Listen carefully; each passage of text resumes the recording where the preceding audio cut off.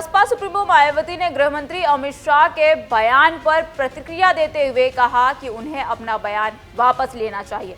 उन्होंने बाबा साहेब के अनुयायी कभी माफ नहीं करेंगे ऐसी बात भी कही। क्या है पूरी खबर सब बताएंगे, लेकिन इससे पहले मेरा नाम है आकांक्षा सिंह और आप देख रहे हैं टीवी 24 नेटवर्क। और आज हम बात करेंगे बसपा सुप्रीमो मायावती द्वारा प्रेस कॉन्फ्रेंस कर दिए गए बयान पर, लेकिन उससे पहले आप मायावती का ये बयान सुनिए। क्या कुछ बोली मायावती कि बीजेपी के श्री अमित शाह द्वारा संसद में भारतीय संविधान के मूल निर्माता व दलितों एवं अन्य उपेक्षित वर्गों के पूजनीय भगवान व मसीहा परम पूज्य बाबा साहब डॉक्टर भीमराव अम्बेडकर के बारे में जिन शब्दों का इस्तेमाल किया गया है, तो उससे बाबा साहब की गरिमा व अस्तित्व को काफी ठेस पहुंची है।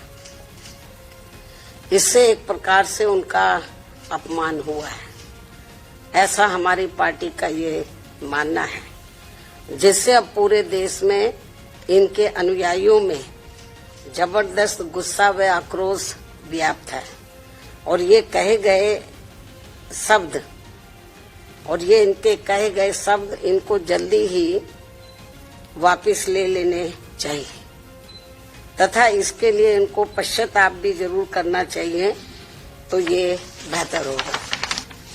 जिस प्रकार से बाबा साहब के प्रति कांग्रेस पार्टी के असंख्य रहे गलत कारनामों को इनके अनुयायी अभी तक भी भुला नहीं पाए हैं और न ही ये कभी कांग्रेस पार्टी को माफ करने वाले हैं, चाहे ये अपने कितने रंग ढंग व चाल आदि भी क्यों ना बदल लें।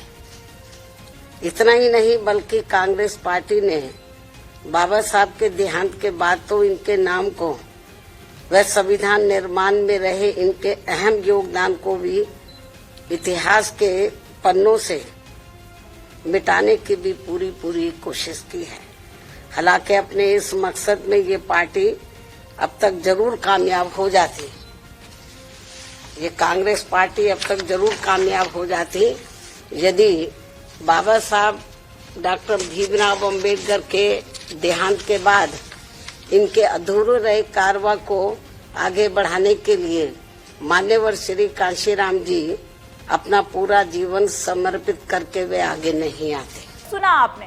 दरअसल संविधान निर्माता डॉक्टर भीमराव अंबेडकर पर गृह मंत्री अमित शाह की टिप्पणी पर मचे बवाल के बीच अब बसपा सुप्रीमो मायावती की भी एंट्री हो गई है। उन्होंने भी अब इस मुद्दे पर अपना बयान जारी किया है, जिसमें उन्होंने केंद्रीय मंत्री अमित शाह से अपना बयान वापस लेने की मांग की है। आपको बता दें कि उन्होंने अपने बयान में कहा है कि बाबा साहेब के अनुयायी अमित शाह को कभी भी माफ नहीं करेंगे और भाजपा की कोई भी चाल कामयाब नहीं होगी। इसके आगे उन्होंने कहा कि कांग्रेस ने भी हमेशा डॉक्टर भीमराव अंबेडकर का विरोध ही किया है और खुद बाबा साहेब ने भी दलितों को कांग्रेस से दूर रहने की सलाह दी थी। आपको बता दें कि गृह मंत्री अमित शाह के बयान पर विपक्षी दलों के नेता और कार्यकर्ताओं ने प्रदर्शन किया। इसके साथ ही कांग्रेस नेता और पार्टी के राष्ट्रीय अध्यक्ष मल्लिकार्जुन खड़गे ने गृह मंत्री अमित शाह पर बाबा साहेब के अपमान का आरोप लगाते हुए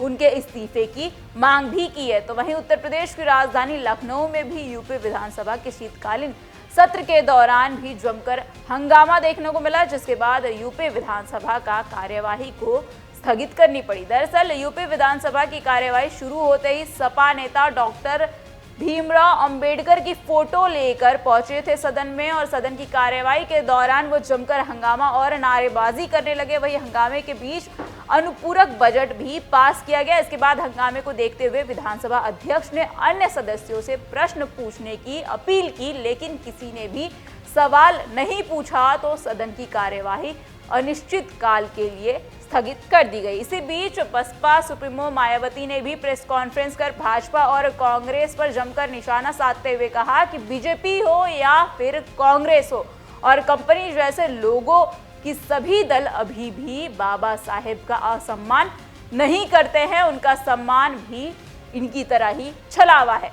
जैसा देखने को मिलता है ये सभी पार्टियों का बाबा साहेब का नाम इस्तेमाल करके सिर्फ वोट को लुभाने की काम करती रहती हैं और वोट लुभाने में ही लगी रहती हैं। मैं वर्तमान पार्टी को भी चेतावनी दे रही हूं कि अगर बाबा साहेब के नाम का इस्तेमाल करके वोट के लिए राजनीति बंद नहीं की गई तो इनको भी विरोध हमें पूरे देश में करना पड़ेगा। हमारी पार्टी को विरोध करना पड़ेगा। अगर बीएसपी नहीं होती तो यह बाबा साहेब का नाम मिटा देते। बीएसपी को कमजोर करने के लिए इन लोगों ने छोटी छोटी स्वार्थी पार्टियों को अपने साथ जोड़ा है ताकि बीएसपी कमजोर हो जाए। आगे बसपा सुप्रीमो ने कहा कि संविधान निर्माण में रहे बाबा साहेब अम्बेडकर के योगदान को मिटाने की पूरी कोशिश कांग्रेस पार्टी जरूर कामयाब नहीं हो सकती है और कामयाब हो जाती तो कार्यों के आगे बढ़ाने के लिए अगर काशीराम ने अपना पूरा जीवन नहीं दिया होता तो जिस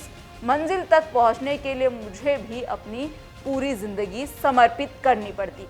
हमने सभी साम दाम दंड भेद और हथकंडों का मुकाबला करते हुए डटकर सामना किया और इन सब में अब देखने वाली बात यह होगी कि क्या विपक्ष द्वारा लगातार इस तरीके से गृह मंत्री अमित शाह के माफी मांगने का और इस्तीफा देने की बात कही जा रही है अमित शाह और भाजपा के नेताओं से, तो क्या भाजपा के नेता और अमित शाह इस बात को मानेंगे या फिर नहीं, क्योंकि अमित शाह का साफ तौर पर इन सब में कहना है कि उन्होंने ऐसा कोई बयान नहीं दिया है, उनके बयानों को तोड़ मरोड़ कर दिखाया जा रहा है। बहरहाल अब ये सब तो देखने वाली बात होगी कि क्या अमित शाह इस इस्तीफे को जो मांग हो रही है वो अमित शाह देते हैं या फिर नहीं, या फिर अमित शाह माफी मांगते हैं कि नहीं, ये सब तो खैर देखेंगे।